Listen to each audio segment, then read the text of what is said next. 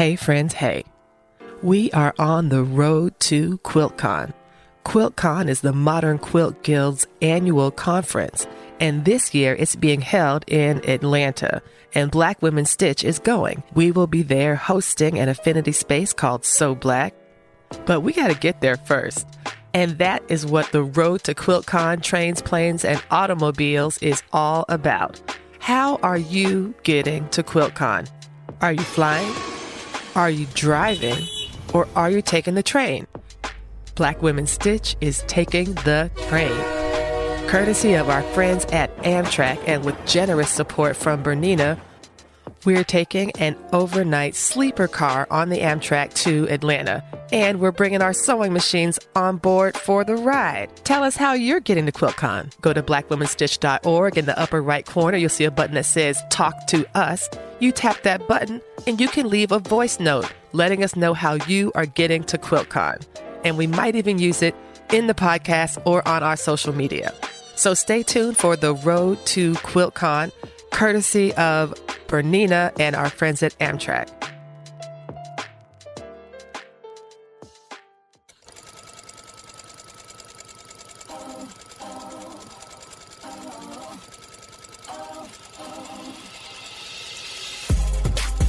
Hello, Stitchers. Welcome to Stitch Please, the official podcast of Black Women Stitch, the sewing group where Black Lives Matter. I'm your host, Lisa Woolfork. I'm a fourth-generation sewing enthusiast with more than 20 years of sewing experience. I am looking forward to today's conversation, so sit back, relax, and get ready to get your stitch together. Hello, everybody, and welcome to the Stitch Please podcast. As I say every week, this is a very special episode because this episode we are talking with none other than Carole Lyles Shaw. Carole has been on the podcast before back in 2020. Okay. Episode 51 of the Stitch Please podcast was called Modern Quilting with Carole Lyles Shaw. And today we are back with Carole Lyles Shaw, Modern Quilt Innovator, because she is innovating and has innovated so much in the last years, plural, where we spoke with her. Carole, welcome to the program and thank you again for joining us. Thank you, Lisa. I'm honored to be here, and I think it's wonderful, the space you're creating out there in the quilterverse. I am so grateful to you for being so welcoming. People use the phrase community over competition all the time, but sometimes people be lying and they really do compete with you. And that is not what I have found with Carole and with another co-collaborator, another Lisa Shepherd Stewart, who we will definitely be talking about a little bit later. But Carole, thank you for being here. And I wanted you to kind of start a bit, since right now we are at, I think, over 160 episodes. So about 100 episodes have transpired since you talked to us about modern quilting. And there are some folks, I'm getting new listeners all the time, and some of them don't know the difference between a modern quilt and a traditional quilt. I have been working on everybody to get them not to call a quilt a blanket. I don't want anybody to get cut in these streets. I don't want anybody to, bring danger to themselves and family by calling a quilt a blanket or a comforter. So I think everybody understands that part. But could you just talk a little bit about what makes a modern quilt modern? I would love to. And hello out there, everybody. I want to first start off by saying that modern quilting as a movement, as a genre that had a more formal identity, if you will, is only about 15 years old or so, something like that. The Modern Quilt Guild, which was formally started by just, I think, two people who started a local guild. They thought it would be small, and then everybody around the country and in Canada, et cetera, said 16,000 members in the MQG now. Yes. 16,000. But they're just celebrating our 10th year as a formal organization. So, yes. However, modern quilting, first of all, it does have one foot in the traditional quilting world. It's not that we hate traditional quilts or far from it. We honor that tradition. We learn from that tradition, and then we expand it and build on it and reinvent it and shift it up. Yes. For instance, at QuiltCon, which is the MQG Annual International Conference. We have a category in our show called Modern Traditionalism. Wow. Yes. So, and we have a category called Handwork. So there's a little bit of a crossover, but what makes a quilt modern? There are several design principles, and in late 2022, the MQG started an initiative in the membership community getting input on the definition or the principles as they appear in 2022 on the website. So they were being massaged even as we're recording this. Wow. So sometime in the spring of 2023, the membership will get briefed on what changes, if any, they're going to be to that broad definition. Modern quilting is an emerging genre. It is always changing and always being reinvented. So when I hear people say, is my quilt modern, as if it's a yes or no question, I immediately go, time out, not yes or no. This is a continuum.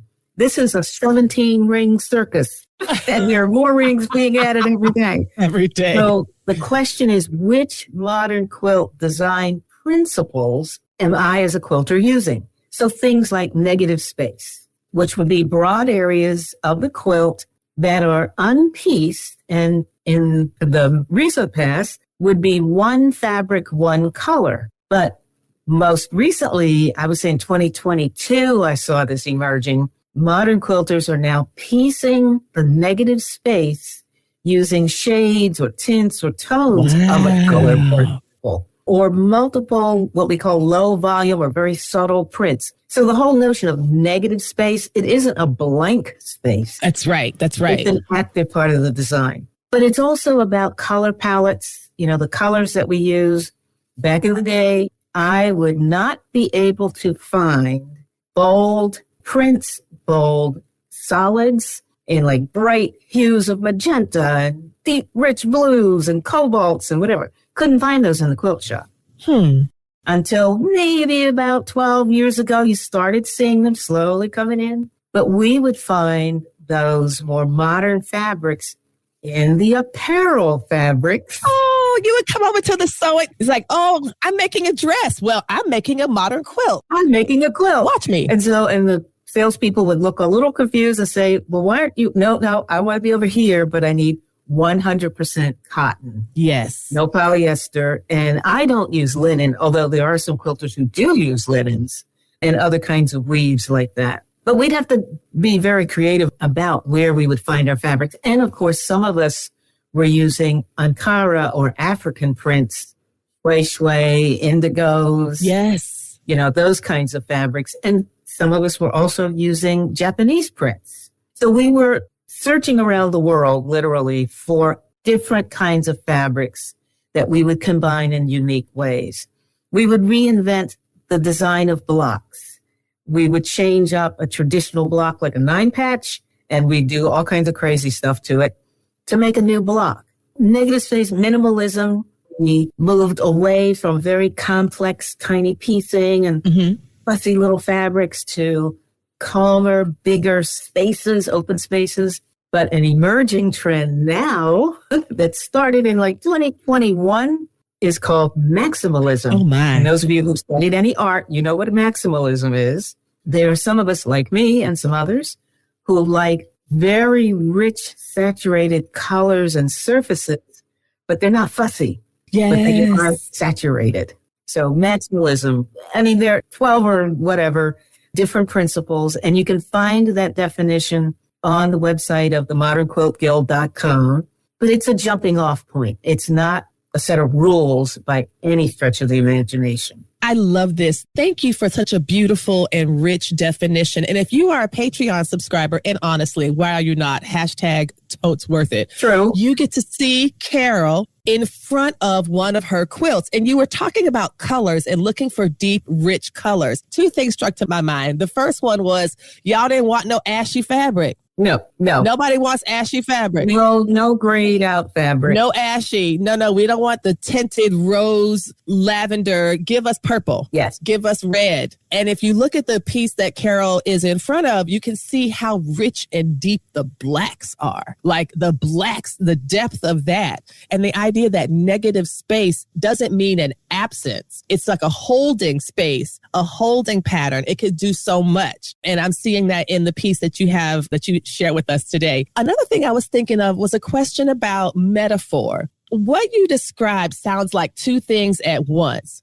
First, it sounds like the improvisation that characterizes jazz. One of the reasons that jazz kind of began was it's through the breaking of things. It's through making something new, creating totally new sounds. Or someone like Thelonious Monk, for example, who would deliberately play quote unquote wrong notes all the time to kind of test sonality and be a genius, right? It also reminds me of the evolution of hip hop. Similarly, the idea of taking something that already exists or something that might have been not designed for the purpose, but recalibrating it.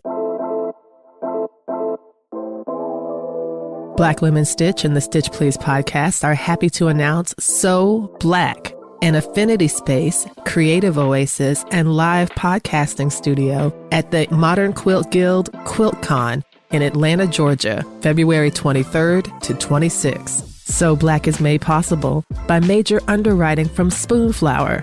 With over 1 million designs available on fabric, wallpaper, and home decor, every purchase supports a global community of independent artists. The Spoonflower community includes artists, makers, small business owners, interior designers, and you. Begin your next project with one of Spoonflower's independent designers or upload your own. Go to spoonflower.com and use the code SOBLACKQC for 20% off your purchase. That's SEWBLACKQC. We are thankful for the underwriting provided by Moda, as well as the support of Bernina. If you'd like more information or to contribute to So Black, you can find the links to what you need in the show notes.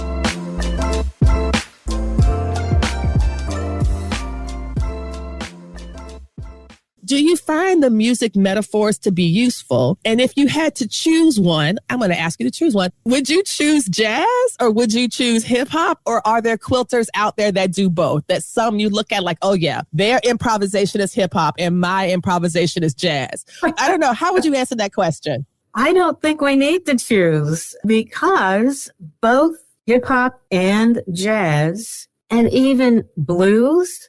Say it. You know, Yep. Started with a story song, and then the next person would reinterpret that, and the next person would reinterpret that. Sister Rosetta Tharpe. Oh, yeah. Tell it. That's right. Took gospel and those African rhythms that were still in our culture. Yes. And turned it into, listen up, people, rock and roll. And roll. That's right. She was the innovator of rock and roll. She absolutely was. From that guitar in ways that nobody had done before. So go look her up. We will put a note. I know who she is. Yeah, I know. And I know who stole from her. Yeah, the one who became the most famous for stealing. But we will put all those notes, y'all. We're going to put them in the show notes so that y'all can do a little bit of homework on your own. But to answer your question, I would say we don't have to choose either one. Depends on, well, if you're going to go maximalist, then maybe you're more of a hip hop type quilter. If you're a little bit leaning back into tradition a little bit, but then you're riffing on it, maybe you're jazz. Jazz, yeah. And then there's different forms of jazz, and we can go anywhere. Of course. But I do want to mention that improvisational design and actual quilting lines is only one design principle. Not all modern quilts are improvised. Some of them are very much pattern-based and block-based. So we go a lot of different places in modern quilting.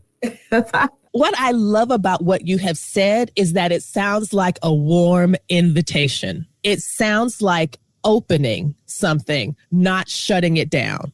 No. It's not like, oh, you have to know the secret code word or you have to say this word just the right way, or the idea that somehow modern is something your quilt gets to be if you do all the rules right. And none of that is the case. And it feels like what you're describing is this really powerful creative process that has lots of different points of entry. Yes. And I see sometimes on social media posts where people are acting as if there's an argument between them and the Modern Quilt Guild about, whether their quilt is modern. And I have to say, folks, if that's the space you find yourself in, you're kind of making up that story. Because the Modern Quilt Guild is the very first voice to say, and I used to be on the board, full disclosure, but they would be the first to say, no. We're just trying to give each other some common language to describe what we're innovating with. Right. And where we're headed and how we want to question and challenge each other and ourselves and the whole genre. It really is about invention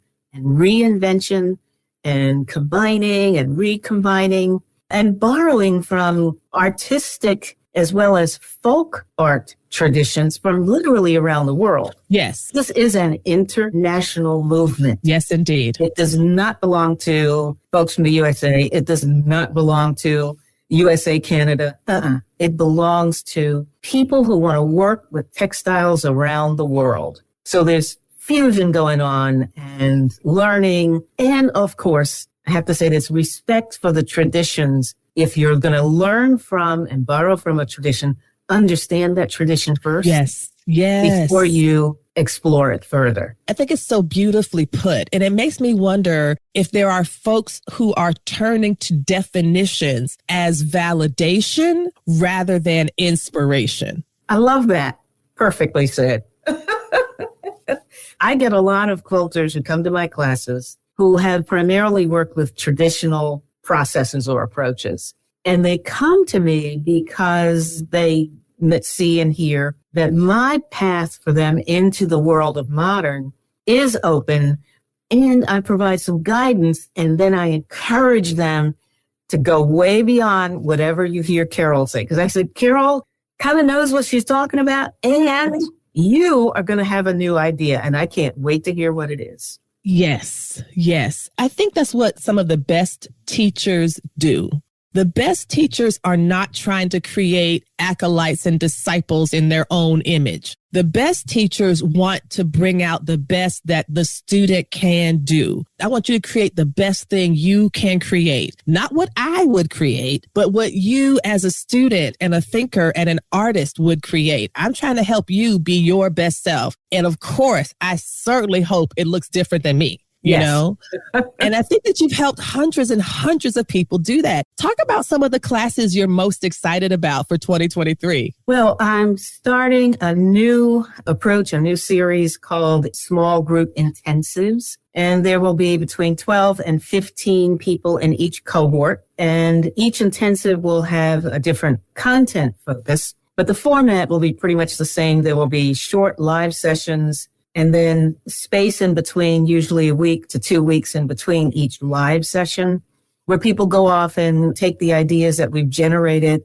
from my prompts and also our community discussion. And they're making stuff. They're not following my pattern. They're not making Carole's version of whatever, or their version of Carole's whatever. They're making their own version based on the prompts and challenges and the discussions. So they're small groups. So there's a lot of small group coaching. And I also will be giving a one-on-one coaching session in most of the intensives. So I am super excited about those. And those are launching in 2023. The other thing that I'm launching in 2023, or actually started in 2022, is a new interactive lecture. Because I give lectures on what is a modern quilt and so forth. Yes. And what is improv. However, my newest lecture for guilds, primarily giving it at QuiltCon as well in 2023. If you haven't attended QuiltCon, then... Well, we will definitely talk about QuiltCon because I'm pretty sure I've signed up for your lecture. Okay. So. But it's about sustainability. Most quilters are intrigued by quilters who repurpose, recycle fabric and clothing, going to, thrift shops and so forth. And we definitely applaud that. But the truth is, most quilters are buying new fabric. My lecture is about how to be more sustainable, be more eco-conscious in your acquiring and then use of quilting. It is anti-hoarding. Yes. We are not textile curators. We are hoarders. Harsh truth. Now, how do I manage that in myself? How do I manage that behavior and continue to get the joy out of buying new fabric when I need it, but using it? How do I make sure I can use it? So I've got tips and tricks. Oh, this is exciting. In that lecture, and hopefully people walk away with, 4 or 5 really practical actions to take. Not a huge strategic plan, because nobody's going to do that. You're going to do 2 things, maybe 3. I'm going to remember one thing, to be honest. So you might need to streamline that for me. Right. So I'm certainly going to remember one thing. Yep. So that's my latest lecture, and started giving it in 2022. The guilds that booked me to do that really found great value in it. And I'm seeing more guilds every day booking now into 2024. Oh, I love it. I love it. This is great because I definitely felt absolutely attacked when you said that we're hoarders. I still reject that definition for myself because I actually do have a curatorial process. I've got swatch cards. I've got a collection. I've got a library card, a vintage library card holder from like the 1930s that a librarian gave me as a gift. I am using all of this to build my self-esteem and my definition of myself as a curator, not hoarder. However, the rest of y'all is absolutely hoarders and need to get your stitch together and do better. Everyone but me and Carole, or maybe just me. No, I've seen your process, and you absolutely do have a curatorial approach. I'm reflecting, really, to be honest with you, on my personal life story, my life story. I was a hoarder. I remember your D-stash sales from Instagram, and I was like, oh, she's getting rid of that. Maybe I can embrace that with my curatorial process. It's all about, am I using it? First of all, can I find it? Girl. And that's where your curatorial process. Yeah, it does help. You. But most of the people who run through my life will tell me about the 3rd time they bought the same fabric because they couldn't find it. They didn't know where it was.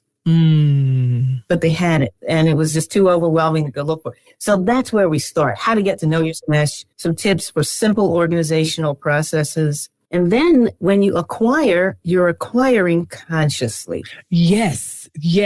Absolutely. I am so excited. I'm excited for this lecture. I'm excited to learn more about this process because we really do never stop learning. And it is absolutely not the case that I have not lost something in here. I have like 500 pieces of swatches that index to 500 pieces of fabric. And I can tell you for sure that some have slipped between the cracks and have entered the same place every other sock goes when I put it in the dryer. I think they're all hanging out together. My solo socks and a few loose fat quarters are just having a great time. Speaking of great time, I want to talk about QuiltCon. This is Black Women Stitch's first time going to QuiltCon. We're going to be there as an organization. We're hosting an affinity space. You have been to QuiltCon probably many times, especially as a board member. And I'd love to hear if you can share, of course, no confidential dealings. If someone wanted to participate or join the Modern Quilt Guild, what do you see as the best way to go about it? I'm asking about this because earlier when I said that there are folks who look for validation in organizations like this rather than the opportunity or the inspiration they might provide. Like a 16,000 member organization is a big deal. It's a big group. They clearly have principles or whatever that they're working through. They have representation around the world from their membership. And you represented, was it the Southeast Division? Where did you represent? No, it was on the East Coast of the U.S. Do you notice regional differences? Is there a reason that they need to have so many different representatives? Is there something that the Southeast wants that the Northeast doesn't? Not really. Mainly the world was cut up into segments so that the board member could be in a similar time zone as the members he or she represented. That's smart. And could do live Zooms or whatever, StreamYards or whatever, live conversations. And perhaps it would be easier than if I was representing people from Bolivia to, the UK. That's 5-hour time. Yes. So that's really what it boils down to. There are certainly very high level, broad differences country to country and sometimes within a country, depending on geography and cultures and et cetera, just as you would find in any, form of expression. But the geography was for convenience. The value, I think, of joining MQG is that you can access a community more easily. Now, there are very vibrant Facebook groups and mighty networks and whatever in social media land. Right. Of people who are not affiliated, or some may be affiliated with MQG as members. They're just independent groups that you could start. Anybody can start. I joined as an independent member when I moved to Florida 11 years ago now, I guess, 10 years ago. In the city that I'm in, Sarasota, there were no modern quilt guilds. There were other types of guilds, and there were lots of people who were, I found out, interested in modern quilting. So I hooked up with one other independent member through MQG. They connected us up because she lived about 45 minutes away from me. And we decided to start a chapter because we wanted to form a little community and have some people to hang out with in real life. It wasn't as easy to do it online as it is now, of course, when we started our guild. And through that in-person community, we all started learning together, sharing ideas, inviting a teacher in to lecture or teach, and et cetera. And so that, I think, is the value, is that it makes finding community a bit easier. But everybody's different. Not everybody wants to join a group. Right. Some people want to do it through a social media, like Facebook group. And there's some really vibrant modern quilt guild, not modern quilt guilds, but modern quilting groups. Yes. On Facebook. And you just hop around and find the one that fits you. That works for you. Or, I tell people all the time, start one.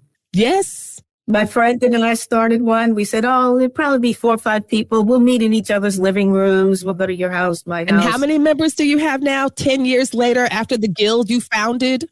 But by the third meeting, we had to move to the local library because neither one of us had our living rooms big enough. Wow. So we moved to the library. We formalized our organization, which didn't take very much doing, to become a formal guild. We then birthed a sister guild. There are 2 modern quilt guilds in Sarasota, Florida.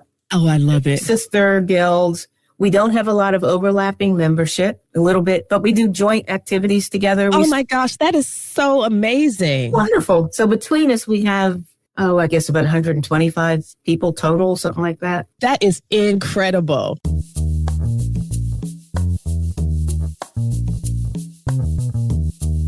Happy Black History Month.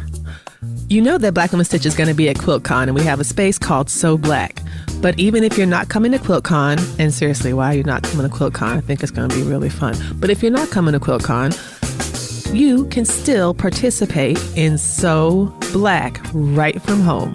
We are having a sew and show designed to amplify and elevate Black surface pattern designers who have created quilting fabrics. So in partnership with some folks in the Black Women Stitch community, we will be bringing you amazing garments and projects from fabrics by E. Bond from Free Spirit Fabrics, Jen Hewitt and Rashida Coleman Hale from Ruby Star Society, and Nefertiti Griggs and Janine LaCour from Spoonflower. You can participate in So Black by buying their fabrics and making garments from them. And in partnership with Bernina, you could be entered to win a Burnett 33 when you use the hashtag SoBlackQC. So Black QC is also a discount code, giving you 20% off at Spoonflower and 10% off at Crimson Tate. We look forward to seeing the way you sew black.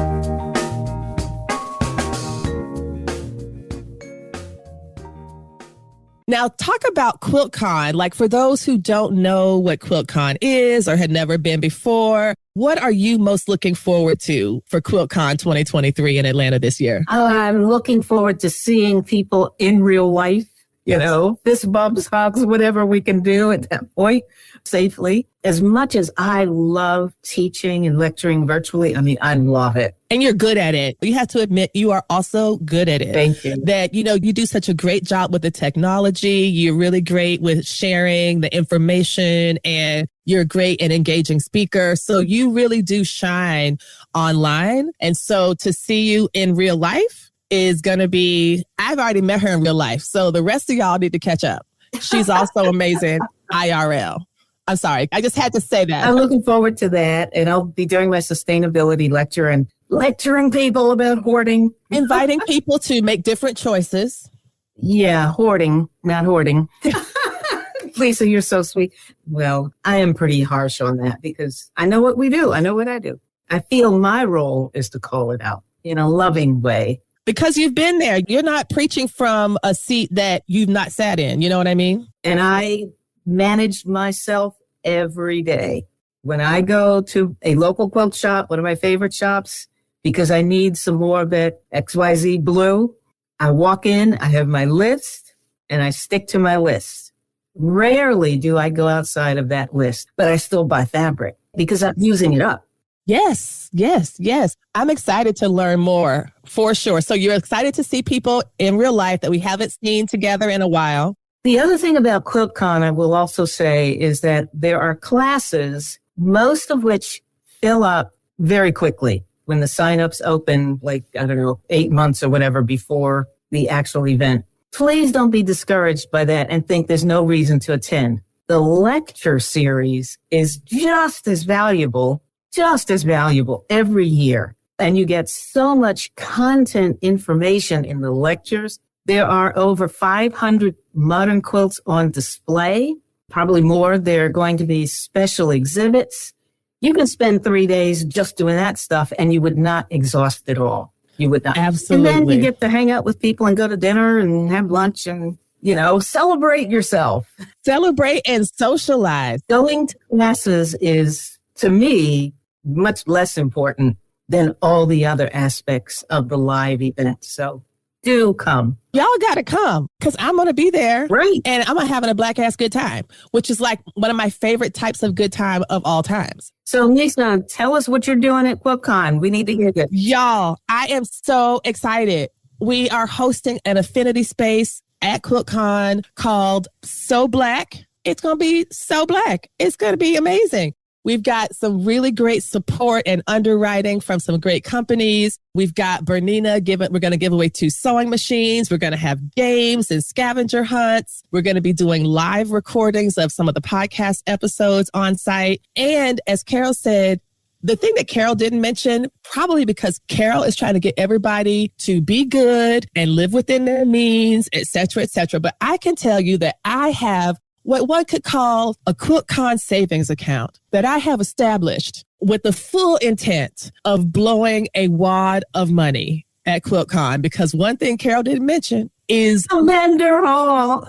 The shopping, y'all, the vendor hall, the fabric, the notions, the scissors, the cutters, the fabrics, everything. There is so much. And y'all, they're expecting 10,000 people to come through QuiltCon this year. It is going to be so much fun. Black Women Stitch, we are going to be in the house. We're going to have more information coming out about that, but we have such a good time planned. And also, although the classes do fill up fast, I think I signed up for 3 or 4 classes, and one of them I got on the wait list, and then I got off the wait list. So don't be afraid to put some stuff on a wait list. Keep your fingers crossed, but as Carole said, the quilts, it's like being in a museum. Yeah. And it's not possible to see everything on just one day. Right. Because there's just so much to see. There's so much to see. But I absolutely plan on bringing my QuiltCon savings account, my little QuiltCon savings bag, so I can buy a couple, 2 things. Okay, I might as well be full disclosure. So will I. Hey, you didn't say it applied to notions. I know you would imagine that. I know you probably have this issue way more than I do, but I do consider myself a quilter. I started quilting 25 years ago when I started apparel sewing at the same time. And I don't know how many rulers I own. RULERS. Y'all, you would think that 1 square inch, 1 5-inch square, 1 6-inch square, 1 8-inch. Why do I have all these? Because sometimes you just need to make a 4-inch square and you don't want to use your 8-inch square to do it. You want to use your 4-inch square. I mean, there's so many tools and tips and tricks and things like safety pin closers called a little quick clip that make it easier to safety pin baste your quilts. All sorts of little knick-knack things that you never thought about that are really great for all types of sewing. So that's something that I know for sure me and some folks on my team who are coming, we are very excited for the shopping. We will absolutely see a lot of quilts. We will also see a lot of shopping. And you'll see a lot of quilters wearing jackets and, shawls and scarves and skirts and dresses made from patchwork fabric, I'll say. Yes. You'll see some of that too. Quilted garments. It's like a bit of a fashion show. It's like a fashion show / reunion / museum exhibition / collaborative opportunity, lectures, learning. There's just going to be so much. And I did say that we were going to mention Lisa because I would love to hear about what you'll be doing with her in June. Lisa Shepard Stewart, who is a mutual friend and runs Cultured Expressions in Rahway, New Jersey, will be vending at QuiltCon for the first time this year. So she's going to be coming down. So I'm delighted to see her and hang out. But what are you and Lisa going to be doing in June, Carole? Lisa runs retreats. And of course, with the pandemic, she had to put them on hold for a bit. And she runs them in the U.S. and she does some international ones as well. But in 2023, she's doing 2 in the U.S. The first one is in June, and I will be teaching an Afro-modern quilt project there, which is another emerging trend that I'm advocating anyway. So I'll be teaching there, and she and another teacher will also be running classes. But it's a 3-day retreat up in Pennsylvania. Just hang out. It's not going to be a huge group. She, I think, is already taking reservations at expressions.com. That will be her summer event. And then in the fall, she's going to Santa Fe. And I'm hoping to attend that one. And not have to work. I won't be working. I'll just be hanging out. Hanging out and just having a good time. Well, that is so exciting. Carole, thank you so much for talking with me today. But before we wrap up, I ask everyone, the slogan of the Stitch Please podcast is that we will help you get your stitch together. What advice do you have for our listeners today to help us get our stitch together in 2023 and beyond? I would say pay close attention to the parts of the quilt making that give you joy and energy. Which is not to say, there might be a little struggle to it, learning something new, paying attention, but go where your joy takes you. Because if it's just tedious and hard and repetitious or boring or whatever, and it doesn't make you smile, don't do it. Because there are too many options, too many different ways to make a quilt out there. Find the ones that make you smile most of the way through and at the end, and just go with your heart. And on that note, thank you, Carole, so much for being here with us today. This was a true joy. Thank you. Thank you. Bye-bye, everybody. You've been listening to Stitch Please, the official podcast of Black Women Stitch, the sewing group where Black Lives Matter. We appreciate you joining us this week and every week for stories that center Black women, girls, and femmes in sewing. We invite you to join the Black Women Stitch Patreon community with giving levels beginning at $5 a month. Your contributions help us bring the Stitch Please podcast to you every week. Thank you for listening. Thank you for your support, and come back next week and we'll help you get your stitch together.